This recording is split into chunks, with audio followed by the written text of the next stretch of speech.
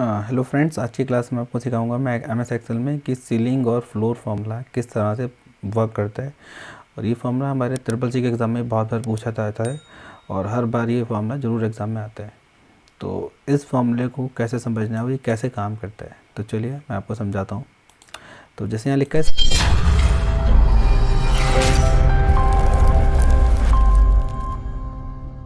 Ceiling और यहाँ लिखा है 15 और यहाँ लिखा है 2।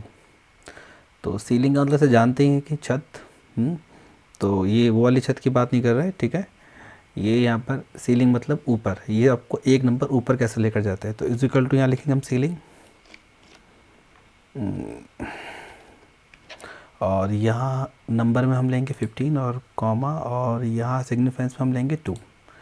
तो अब मैंने ब्रैकेट जब क्लोज किया है तो उसका हमें आउटपुट क्या मिलने वाला है, ये हम कैसे पता करेंगे।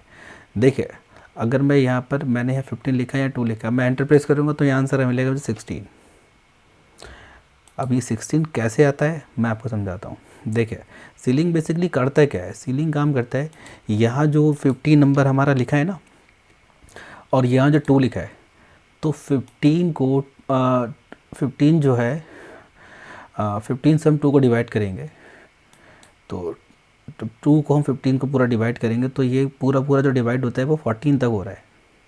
तो 14 तक ये पूरा डिवाइड हो रहा है, तो इट मीन्स यहाँ पर इसके आगे जो डिवाइड होगा वो वैल्यू आएगी 16।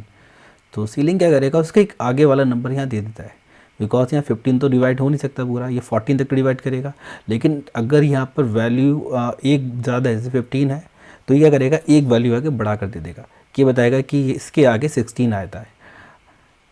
समझ आया फ्रेंड्स? नहीं, चलिए मैं आपको एक और एग्जांपल समझाता हूँ। मान लीजिए अगर मैं यहाँ पर कर देता हूँ 10, तो ये 10 पूरा पूरा 2 से डिवाइड हो रहा है, तो मैं यहाँ पर जब एंटर करूँगा तो आउटपुट हमारा 10 रहेगा। ये देखिए, अगर मैं 11 कर देता हूँ तो यहाँ पर आउटपुट कितना हो जाएगा फ्रेंड्स, 12।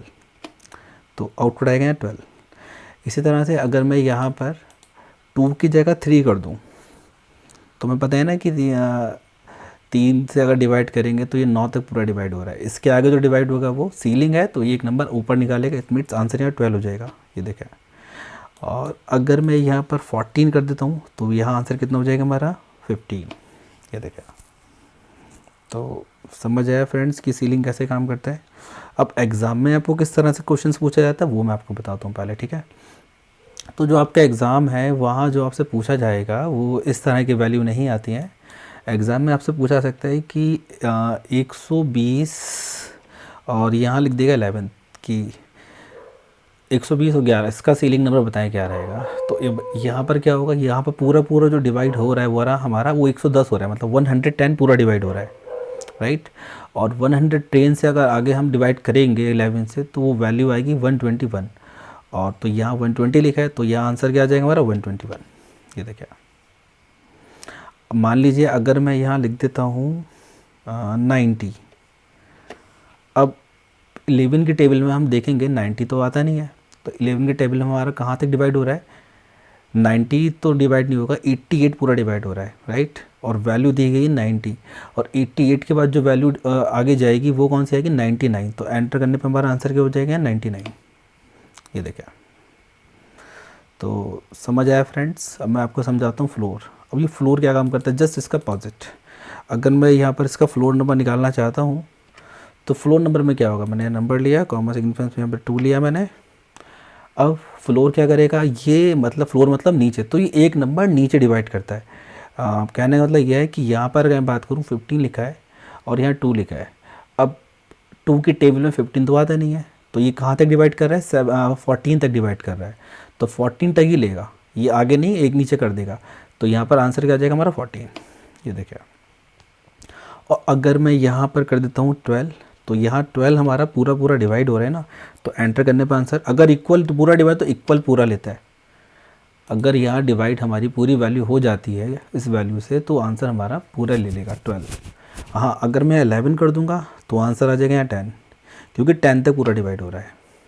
तो फ्लोर इस तरह से काम करता है। अब एग्ज़ाम में किस तरह से पूछा जाता है, तो वैल्यू कुछ इस तरह से आती है, लाइक आपने यहाँ लिख दिया 90 और यहाँ लिख देता हूँ 7।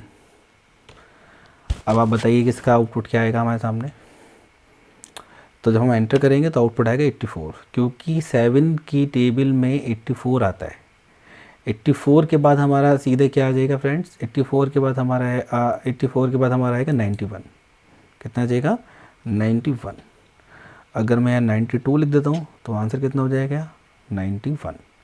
और अगर मैं यहाँ पर लिख दूँ 100 तब आंसर कितना आएगा फ्रेंड, तब आएगा 98। ये देखा, तो ये कुछ इस तरह से काम करता है। अगर एग्ज़ाम में पूछ लिया जाए आपसे कि 108 का और यहाँ लिख देते हैं 11th, तो क्या इसका हमारा फ्लोर नंबर आएगा।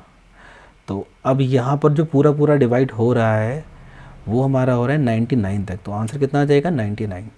और अगर मैं यहाँ कर देता हूँ 112, तो ये पूरा डिवाइड कहाँ तक कर रहा है हमारा, तो ये कर रहा है 110 तक, तो आंसर कितना आ जाएगा 110। और अगर मैं यहाँ पर कर देता हूँ 121, और तो ये पूरा पूरा डिवाइड हो रहा है तो आंसर भी 121 ही रहेगा। और अगर मैं यहाँ कर देता हूँ 125 तो आंसर 121 है, क्योंकि 11 से पूरा पूरा डिवाइड हो रहा है। 11 से जो पूरी वैल्यू डिवाइड हो रही है वो हमारी 121 तक हो रही है। और ये फ्लोर है, जैसा कि मैंने बताया, ये ऊपर तो जाएगा नहीं, ये हमेशा नीचे की वैल्यू लेता है। तो यहाँ पर आंसर कितना आ जाएगा 121 ही रहेगा, राइट।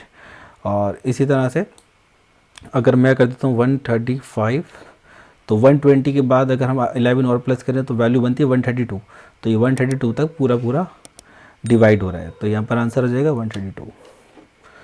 तो फ्रेंड्स, अगर आपको सीलिंग और फ्लोर पसंद आया हो, समझ आया हो अच्छे से, तो प्लीज़ वीडियो को लाइक ज़रूर कीजिएगा। और चैनल पे पहली बार आए तो प्लीज़ चैनल को सब्सक्राइब जरूर कीजिए।